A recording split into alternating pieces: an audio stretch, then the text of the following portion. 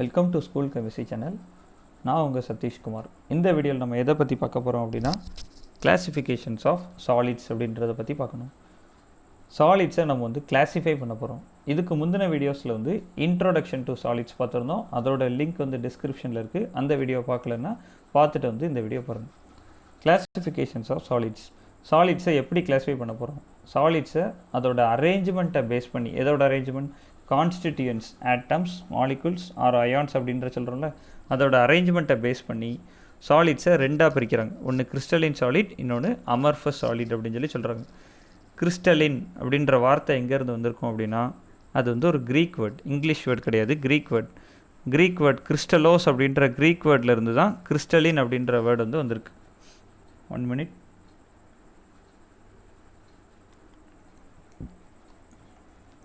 Okay, கிறிஸ்டலோஸ் அப்படின்ற creek வேர்டில் இருந்து தான் கிறிஸ்டலின் அப்படின்ற வார்த்தை நம்ம காயின் பண்ணியிருக்கோம்.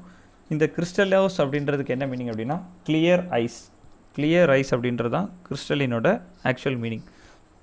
அப்போ அமர்ஃபஸ் அப்படின்றதும் ஒரு க்ரீக் வேர்டு தான். அதுக்கு no form or no shape அப்படின்னு சொல்லலாம். கிறிஸ்டலினும் ஒரு க்ரீக் வேர்ட், அமர்ஃபஸும் க்ரீக் வேர்ட், ரைட். இப்போது கிறிஸ்டலோஸ் அப்படின்னு என்ன சொன்னாங்க? கிளியர் ஐஸ் அப்படின்னு சொன்னாங்க. அப்போ அவங்களோட அசம்ஷன் என்ன இருந்துச்சு அப்படின்னா, சாலிட்ஸ் எல்லாமே ரொம்ப கிளியராக தான் இருக்கும் அப்படின்னு நினச்சாங்க. ரொம்ப கிளியராக இருக்கும், டிரான்ஸ்பரண்ட்டாக இருக்கும் அப்படின்னு நினச்சாங்க. இதுக்கு எக்ஸாம்பிள் இந்த இமேஜில் பாருங்கள். இது குவாட்ஸ் ஸ்டோன் அப்படின்னு சொல்லுவோம். இந்த குவாட்ஸ் ஸ்டோன் எப்படி இருக்குது அப்படின்னு பார்த்தீங்க அப்படின்னா டிரான்ஸ்பரண்ட்டாக இருக்குது. அப்போ சாலிட்ஸ் எல்லாமே டிரான்ஸ்பரண்ட்டாக தான் இருக்கும் அப்படின்னு ஃபஸ்ட்டு அவங்க திங்க் பண்ணிட்டாங்க. இதுக்கு முன்னாடி ப்ரப்போஸ் பண்ணவங்கலாம் அந்த மாதிரி தான் திங்க் பண்ணியிருப்பாங்க. ஆனால் அதோட நேச்சர் என்ன அப்படின்னா, சாலிட்ஸ் டிரான்ஸ்பரண்ட்டாக இருக்காது. சாலிட்ஸ் எப்படி இருக்கும் அப்படின்றதுக்கு அப்போ அடுத்ததாக டெஃபினிஷன் வரணும். அந்த டெஃபினிஷன் என்ன அப்படின்னா, சாலிட்ஸ் ஃப்ளாட்டாக இருக்கும், சிமெட்ரிக்கல் அரேஞ்சாக இருக்கும், அதோட ஃபேஸஸ் எல்லாமே சிமெட்ரிக்கலி அரேஞ்சாக இருக்கும். இதான் சாலிட்ஸோட டெஃபினிஷன். அப்போ சாலிட்ஸ்னால் டிரான்ஸ்பரண்ட்டாக தான் இருக்கணும் அப்படின்னு எந்த அவசியமும் இல்லை. அதான் மிஸ்டேக் அப்படின்னு சொல்கிறாங்க. சாலிட்ஸ் டிரான்ஸ்பரண்ட்டாக தான் இருக்கணும்னு நினச்சது ஒரு மிஸ்டேக். சாலிட்ஸ் ஃப்ளாட்டாக இருக்கும், சிமெட்ரிக்கலி அரேஞ்சு ஃபேஸ் இருக்கும் அப்படின்றது சொல்லியிருப்பாங்க,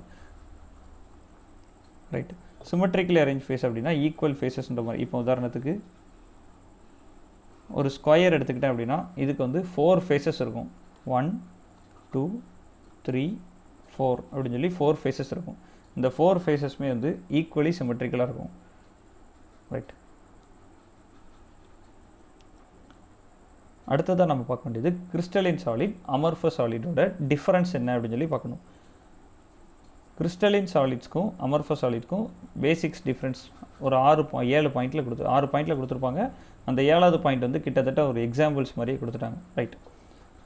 கிறிஸ்டலின் சாலிட்ஸ்க்கு லாங் ரேஞ்ச் ஆர்டர்லி அரேஞ்ச்மெண்ட்ஸ் இருக்கும். கான்ஸ்டியூயன்ட்ஸ்னு அர்த்தம் ஆட்டம்ஸ், மாலிகுல்ஸ், அயான்ஸ், ஏதாவது ஒன்று, ஓகேவா. இந்த ஆட்டம்ஸ், மாலிகுல்ஸ், அயான்ஸ்லாம் லாங் ரேஞ்ச் ஆர்டரில் அரேஞ்சாக ரெகுலர் அரேஞ்ச்மெண்ட்ஸ் இருக்கணும். அதை 3 டைமென்ஷன் அப்படின்னு சொல்லுவாங்க. 3 டைமென்ஷனலாக ரெகுலர் அரேஞ்ச்மெண்ட்ஸ் இருந்துச்சுன்னா அது கிறிஸ்டலின் சாலிட். 2 டைமென்ஷனலாக ரெகுலர் அரேஞ்ச்மெண்ட்ஸ் இருந்துச்சுன்னா அது அமர்ஃபஸ் சாலிட். கிறிஸ்டலின் சாலிட்ஸ்க்கு அப்படின்னு ஒரு டெஃபனைட்டாக ஒரு ஷேப் இருக்கும். ஆனால் அமர்ஃபஸ் சாலிட்க்கு ஷேப் இருக்காது, இர்ரெகுலராக இருக்கும் அப்படின்னு சொல்லியிருப்பாங்க. Generally crystalline solids are anisotropic in nature. இதுதான் ரொம்ப முக்கியம். இதுக்கு ஒரு டயக்ராம் வச்சு தான் எக்ஸ்பிளைன் பண்ண முடியும். இந்த டயக்ராம் பாருங்கள். இதில் க்ரீன் கலர் ஆட்டம்ஸும் இருக்குது, ரோஸ் கலர் ஆட்டம்ஸும் இருக்குது. இந்த க்ரீன் கலர் ஆட்டம்ஸும் ரோஸ் கலர் ஆட்டம்ஸும் அதை வரிசையாக ரெகுலராக க்ரீன் கலர் ஆட்டம்ஸாக அரேஞ்ச் பண்ணியிருக்கோம். அடுத்து ரோஸ் கலர் ஆட்டம்ஸாக அரேஞ்ச் பண்ணியிருக்கோம். இதில் 2 லைனை நம்ம பாஸ் பண்ணுறோம், ஏபி அப்படின்னு 2 ஆக்சிஸை பாஸ் பண்ணுறோம். இந்த 2 ஆக்சிஸில் பார்த்தீங்க அப்படின்னா அரேஞ்ச்மெண்ட் சேமாக இருக்கான்னு பாருங்கள், இல்லை டிஃப்ரெண்ட்டாக இருக்கா அப்படின்றத நல்லா ஃபோக்கஸ் பண்ணி பாருங்கள். அரேஞ்ச்மெண்ட்ஸ் டிஃப்ரெண்ட்டாக இருக்குது. எப்படி டிஃப்ரெண்ட்டாக இருக்குன்னு சொல்கிறோம்? ஒரு க்ரீன் கலர், ஒரு ரோஸ் கலர், ஒரு க்ரீன் கலர், ஒரு ரோஸ் கலர் பால்ஸ் அப்படின்னு அல்டர்னேட்டிவ்ஸாக இருக்குது. எந்த ஆக்சிஸில்? பி அப்படின்ற ஆக்சிஸில் பார்க்கும்போது. அதே இது ஏ அப்படின்ற ஆக்சிஸில் பார்த்தீங்க அப்படின்னா எல்லா பால்ஸும் சேம் அரேஞ்ச்மெண்ட்ஸில் இருக்குது. இங்கே அல்டர்னேட்டிவ் அரேஞ்ச்மெண்ட்ஸ், இங்கே சேம் அரேஞ்ச்மெண்ட்ஸ், எல்லாமே ரோஸ் கலர் பால்ஸ், இங்கே rose and green alternative balls. அப்போ இந்த ஆக்சிஸ்லேயும் பார்க்கும்போது அரேஞ்ச்மெண்ட்ஸ் டிஃப்ரெண்ட்டாக இருக்குது. இந்த மாதிரி அரேஞ்ச்மெண்ட்ஸ்லாம் டிஃப்ரெண்ட்டாக இருந்துச்சுன்னா ஃபிசிக்கல் ப்ராப்பர்ட்டிஸும் டிஃப்ரெண்ட்டாக இருக்கும். அதான் மெயினாக சொல்லணும். Physical properties are different in different direction. ஓகேவா? அதுதான் என்ன சொல்கிறோம், anisotropy. ஐசோட்ரோபினா ஐசோட்ரோபிக்கு ஆப்போசிட். அப்போ ஐசோட்ரோபின்னா என்ன? ஐசோட்ரோபி அப்படின்னா iso means same, trophy means region. Isotropy அப்படின்னா ப்ராப்பர்ட்டிஸ் வந்து டிஃப்ரெண்ட் டைரக்ஷனில் சேமாக இருக்கணும் அப்படின்றது ஐசோட்ரோபி. இது எந்த மாதிரியான இதுக்கு வரும் அப்படின்னா அமர்ஃபஸ் சாலிட்ஸ்க்கு வரும். அமர்ஃபஸ் சாலிட்ஸ்க்கும் பார்த்தீங்கன்னா அரேஞ்ச்மெண்ட்ஸ் வந்து ரெகுலராக இல்லை அப்படின்னு சொல்லலாம். ஆனால் அமர்ஃபஸ் சாலிட்ஸ்க்கு ப்ராப்பர்ட்டிஸ் வந்து ஒரு பல்க் ப்ராப்பர்ட்டிஸாக தான் நம்ம வந்து பார்ப்போம். இது மாதிரி அரேஞ்ச்மெண்ட்ஸ்லாம் ரெகுலர் அரேஞ்ச்மெண்ட்ஸ்லாம் அங்கே இருக்காது. அங்கே வந்து ரெகுலர் அரேஞ்ச்மெண்ட்ஸ் இல்லாமல் அப்படியே ஒரு மெஸ்ஸாக தான் இருக்கும். ஓகேவா? அப்படியே டோட்டலாக பார்த்தீங்க அப்படின்னா ஒரு மெஸ்ஸாக தான் இருக்கும். அப்போ உங்களுக்கு வந்து ஒரு பல்காக தான் கிடைக்கும். இதோட ப்ராப்பர்ட்டிஸ் அமர்ஃபஸ் சாலிட்ஸ்க்கு பார்க்கும்போது பல்காக தான் கிடைக்கும். அப்போது வந்து ஒரு ஆவரேஜ் ப்ராப்பர்ட்டிஸ் கிடைக்கும் போது physical properties R same in all direction அப்படின்ற மாதிரி பார்த்துடலாம். அதனால் அமர்ஃபஸ் சாலிட்ஸ்க்கு வந்து ஐசோட்ரோபி அப்படின்னு சொல்லுவாங்க. இதெல்லாம் வந்து ஒன் வேர்ட்ஸில் கேட்க நிறைய வாய்ப்பு இருக்குது. அமர்ஃபஸ் சாலிட்ஸ் அப்படின்னா ஐசோட்ரோபி, கிறிஸ்டலின் சாலிட் அப்படின்னா anisotropy. இதை தான் இந்த இடத்துல கொடுத்துருப்பாங்க. Crystalline solids R anisotropic in nature, amorphous solids R isotropic like liquids மாதிரி இதுக்கு வந்து ஐசோட்ரோபி ப்ராப்பர்ட்டிஸ் தான் பார்க்க முடியும். லிக்விட்ஸ்க்கும் வந்து பல்க்கு தான் பார்க்கணும், தனித்தனியாக நம்மளால் பார்க்க முடியாது. ஏன்னா அது வந்து ஒரு டிரான்ஸ்லேஷன்லேயே இருக்கும் அப்படின்ற மாதிரி. Crystalline solids are true solids, but amorphous solids are pseudo solids. இதை வந்து உண்மையான சாலிட்ஸ் அப்படிங்கிறாங்க. சூடோ அப்படின்னா ஃபால்ஸ் அப்படின்னு சொல்லி அர்த்தம். சூடோ அப்படின்னா ஃபால்ஸ், போலி அப்படின்னு சொல்லி அர்த்தம், பொய் அப்படின்ற மாதிரி. They are considered as pseudo solids. அது பார்க்க வந்து சாலிட்ஸ் மாதிரியே இருந்தாலும் அது வந்து சாலிட்ஸ் கிடையாது. அது வேணால் எப்படி சொல்லிக்கலாம் அப்படின்னா சூப்பர் கூல்டு லிக்விட்ஸ்னு சொல்லிக்கலாம். அமர்ஃபஸ் சாலிட்ஸ் வந்து சூப்பர் கூல்டு லிக்விட்ஸை நம்ம வந்து கூல் பண்ணால் எப்படி இருக்கும், அதான் வந்து அமர்ஃபஸ் சாலிட் அப்படிங்கிறது. Then definite heat of fusion. Definite heat of fusion அப்படின்னா, ஃபியூஷன் அப்படின்னாலே சாலிட் ஸ்டேட்லேருந்து லிக்விட் ஸ்டேட்டுக்கு மாறுறது, மெல்ட் ஆகிறது தான் ஃபியூஷன். அப்போது சாலிட் ஸ்டேட்லேருந்து லிக்விட் ஸ்டேட்டுக்கு நீங்கள் கிறிஸ்டலின் சாலிட்ஸை மாற்றணும் அப்படின்னா அதுக்கு வந்து ஒரு குறிப்பிட்ட பாயிண்ட்டில் மாற்றிடலாம். டெஃபனைட் ஹீட் ஆஃப் ஃபியூஷன் இருக்கும். அதை தான் அடுத்த பாயிண்ட்டோட சேர்த்து சொல்கிறாங்க, ஷார்ப் மெல்ட்டிங் பாயிண்ட்ஸ். அதோட மெல்ட்டிங் பாயிண்ட் எப்படி இருக்கும், ஷார்ப்பாக இருக்கும். ஒரு குறிப்பிட்ட ரேஞ்ச் சொல்கிறாங்க அப்படின்னா, குறிப்பிட்ட ரேஞ்சுன்னு சொல்கிறத விட குறிப்பிட்ட டெம்பரேச்சர் ஒரு 100 டிகிரி ஆர் 200 டிகிரின்னு சொல்கிறாங்கன்னா கரெக்டாக அதில் மெல்ட் ஆகும். ஆனால் இதே ஃபியூஷன் ஹீட் ஆஃப் ஃபியூஷன் வந்து அமர்ஃபஸ் சாலிட்ல எடுத்துகிட்டு பார்த்தீங்கன்னா நிச்சயமாக இருக்காது. ஹீட் ஆஃப் ஃபியூஷன் வந்து டெஃபனைட்டாக இருக்காது, இன்டெஃபனைட் ஆர் நாட் டெஃபனைட் அப்படின்னு சொல்லி கொடுத்துருக்காங்க. அமர்ஃபஸ் சாலிட்ஸ் பார்த்தீங்க அப்படின்னா சாலிட்ஸ் வந்து டேரெக்டாக வந்து லிக்விடாக மெல்ட் ஆகாது. வந்து சாலிட்ஸ் வந்து கொஞ்சம் கொஞ்சமாக வந்து ஒரு ரப்பரி ஸ்டேட்டுக்கு மாறும், இல்லைனா ஒரு மெல்ட்டாக மாறும். ஓகேவா? ஒரு மெல்ட்டிங் ஸ்டேட்டுக்கு போனதுக்கப்புறம் தான் கொஞ்சம் சாஃப்ட் ஆகும். அந்த மெல்ட் ஆகும்போதெல்லாம் வந்து அதோட நேச்சர் எப்படி இருக்கும் அப்படின்னா ரொம்ப சாஃப்ட் ஆகும். அதுக்கப்புறம் தான் வந்து அது லிக்விட் ஸ்டேட்டுக்கு மாறும்.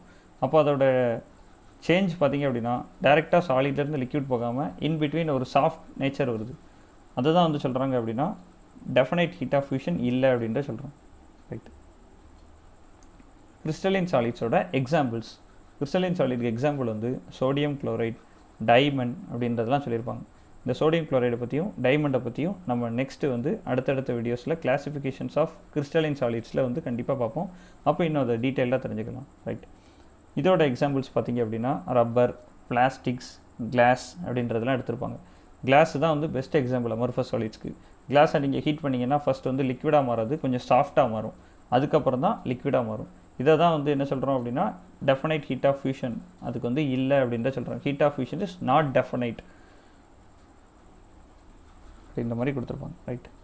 இதுக்கு மெல்ட்டிங் பாயிண்ட்டு எப்படி இருக்கும், சாஃப்டாக ஷார்ப்பாலாம் இருக்காது, ஒரு ரேஞ்சு தான் கொடுக்க முடியும். மெல்ட்டிங் பாயிண்ட் வந்து இந்த மாதிரி ஒரு குறிப்பிட்ட ரேஞ்சுக்குள்ளே தான் இருக்கும், தவிர ஷார்ப் அப்படின்னு சொல்லி இருக்காது. ரைட். அப்போ இந்த வீடியோவில் நீங்கள் வந்து கிளாசிஃபிகேஷன்ஸ் ஆஃப் சாலிட்ஸ் அப்படின்னு சொல்லி பார்த்தீங்க. கிளாசிஃபிகேஷன்ஸ் ஆஃப் சாலிட்ஸில் 2 மேஜர் டைப்ஸ். கான்ஸ்டியூன்ஸோட அரேஞ்ச்மெண்ட்டை பேஸ் பண்ணி கிறிஸ்டலின் சாலிட், அமர்ஃபஸ் சாலிட் அப்படின்றத சொல்கிறோம். கிறிஸ்டலின் சாலிட்ஸ் அப்படின்னா கிறிஸ்டலோஸ் அப்படின்ற க்ரீக் வேர்ட்லேருந்து வந்திருக்கு. அமர்ஃபஸ் அப்படின்னா நோ ஃபார்ம் அப்படின்றத சொல்லியிருக்கோம். ரெண்டுமே வந்து க்ரீக் வேர்ட்ஸ். கிறிஸ்டலோஸ் அப்படின்னா கிளியர் ஐஸ் அந்த மாதிரி சொல்லியிருந்தோம்.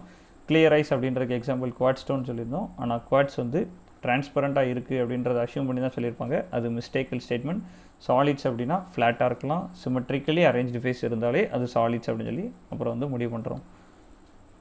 அப்புறம் கிறிஸ்டலின் சாலிட்ஸ் அமர்ஃபஸ் சாலிட்ஸோட ஒரு 6 பேசிக்கான டிஃப்ரென்ஸை சொல்லிவிட்டு 2 எக்ஸாம்பிள்ஸ் மட்டும் கொடுத்துருந்தாங்க. ரைட். இந்த வீடியோவில் ஏதாவது உங்களுக்கு டவுட்ஸ் இருந்துச்சு அப்படின்னா நீங்கள் கமெண்ட் செக்ஷனில் லீவ் பண்ணுங்கள். அதுக்கு வந்து நான் கண்டிப்பாக ரிப்ளை பண்ணுறேன். இந்த வீடியோ பிடிச்சிருந்துச்சுன்னா நம்ம சேனலுக்கு சப்ஸ்கிரைப் பண்ணுங்கள். உங்கள் ஃப்ரெண்ட்ஸ் அண்ட் ரிலேட்டிவ்ஸ்க்கு இந்த வீடியோவை ஷேர் பண்ணுங்கள். தேங்க்யூ.